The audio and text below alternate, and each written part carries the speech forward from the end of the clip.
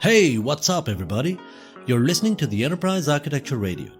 If you're thinking about organizational complexity and agility, if you're concerned about operational efficiencies and thinking of taking it to the next level, if managing innovation is one of your priorities, you've come to the right place. On this podcast, we talk about all of that and more. It's a jungle out there, and we'll attempt to navigate this jungle of frameworks, methods, and most importantly, enterprise architecture in practice.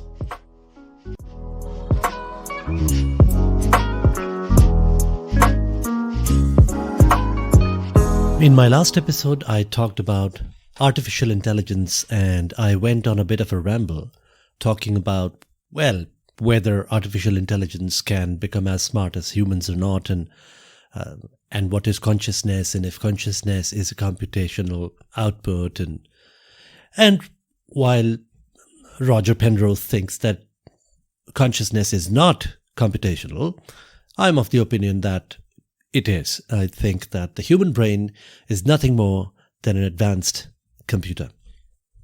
And in all this discussion of philosophy and whether it's possible for artificial intelligence to become as smart as humans, I did not talk about enterprise architecture. I did not talk about artificial intelligence in the practical world. And if you really ask me, this podcast is more about practical stuff than about philosophical stuff. Although, personally, I am a person with a little bit of a philosophical bent, and so you will see a little bit of that every once in a while. So what do you think?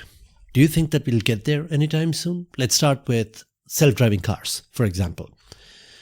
There's some very interesting articles that I've read about self-driving cars and artificial intelligence, and they're very good reads. It gives you a view of the world that's possible.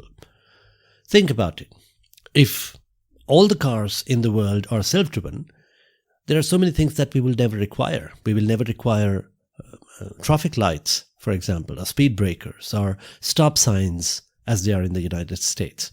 Because cars will never make any mistakes. They will communicate with each other over a vast network of self-driven cars, and they will never require stop signs or traffic signals, because they will communicate with each other in real time and compute at what speeds they need to go, and so on and so forth. Are we there yet? Of course not. We are far from it. Today, we do not even trust the artificial intelligence systems that are there because we think that there is a coded bias. Take ChatGPT, for example. Can we trust everything that ChatGPT tells us? Ultimately, it is really trained on a large language model. It's been trained on a large amount of data from where it really answers its questions. Of course, it continues to learn, and there are versions and versions coming along, but ultimately it's data provided by a human being or a group of human beings who've taught ChatGPT everything that it knows. So yes, I agree that there is a certain amount of bias that artificial intelligence systems have, but the question is, do you know any human being who is not biased? It's not possible to have anybody without a bias. Let's break it down a little bit further. What is bias? And how is it different from an artificial intelligence system? Biases exists in every human being. I mean, we grow up in a certain way. We have a certain parenting that we received from our parents. We went to a school, we got our education, and everything that we know, everything that we talk, everything that we do is ultimately based on everything that we've learned all our lives. And it's not really possible to be completely and 100% unbiased for any human being. And it's not possible because the human brain is designed that way.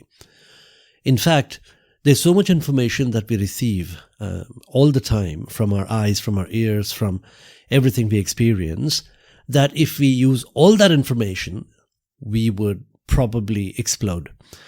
All this information is stored in our brain, and we only process relevant information when we are taking decisions about anything, really.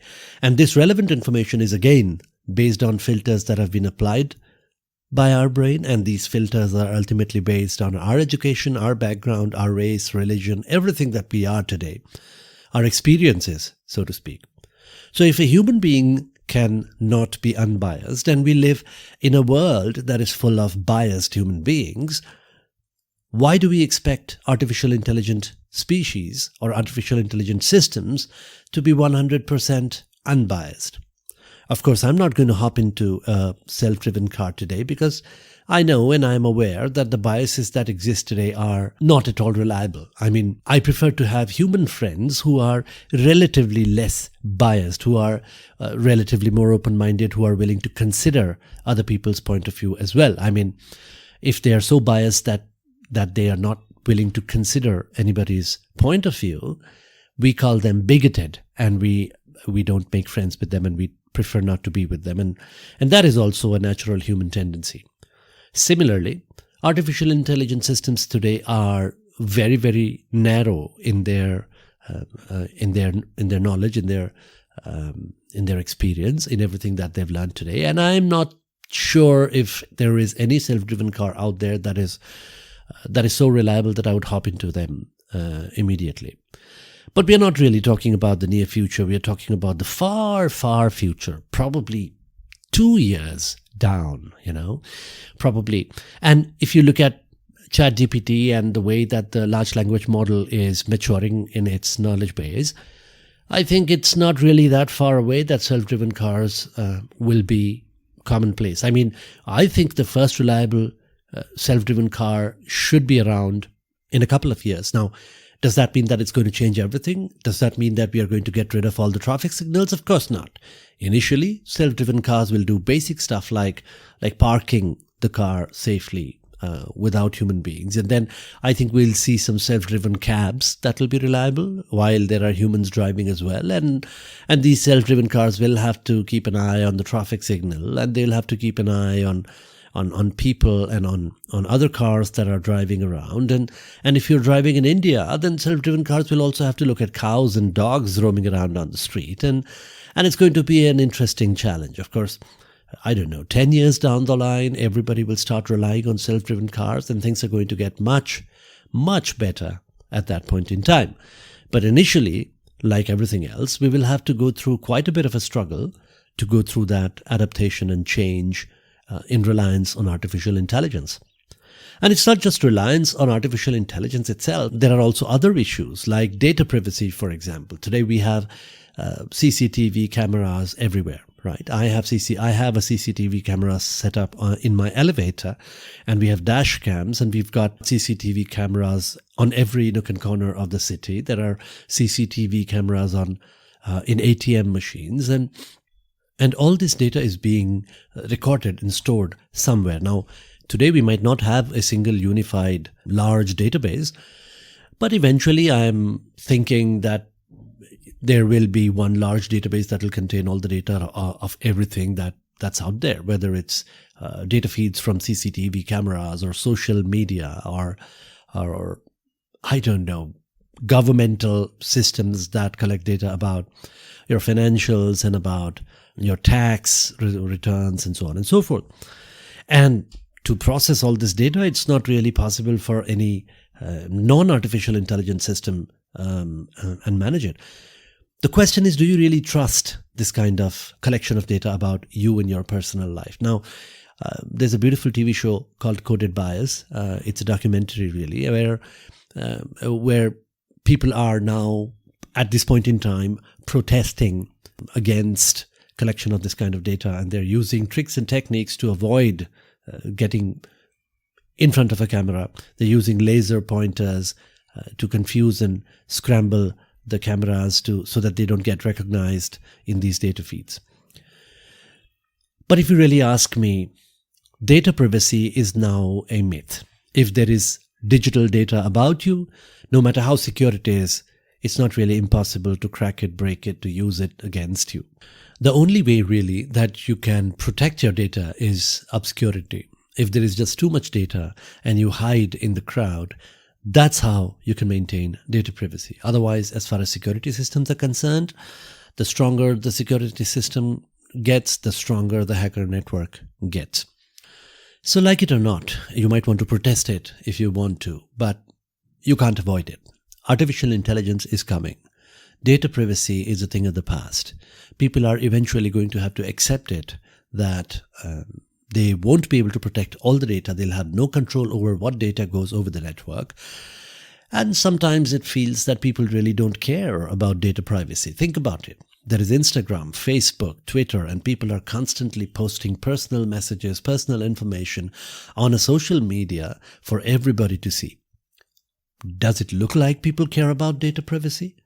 And if this continues, how far do you think we are from the time when all of the data that anybody needs about anybody is available to the public? Well, I digress, but as it is evident to you, I'm a big proponent of artificial intelligence, and I do think that there is a tremendous amount of use of artificial intelligence, not just for the betterment of technologies, but also for the betterment of humanity and for the betterment of the planet as a whole.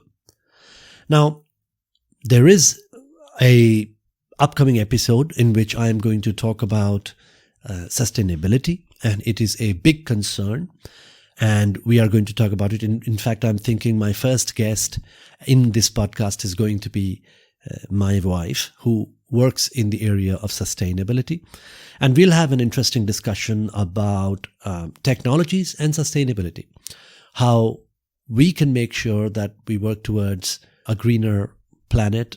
We can work towards climate change. We can work towards overall carbon footprint of an organization or carbon footprint of an individual.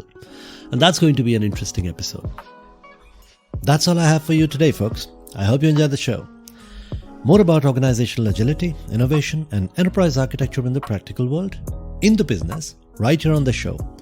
But before I end the show, I want you to help me out with this one little thing. Pause the show and share this podcast via WhatsApp or text message with at least one person who might be interested in the show. It could be anyone, your colleague, your boss, someone in your team. That's all I ask. Just one share with one message via text or WhatsApp or any social media of your choice.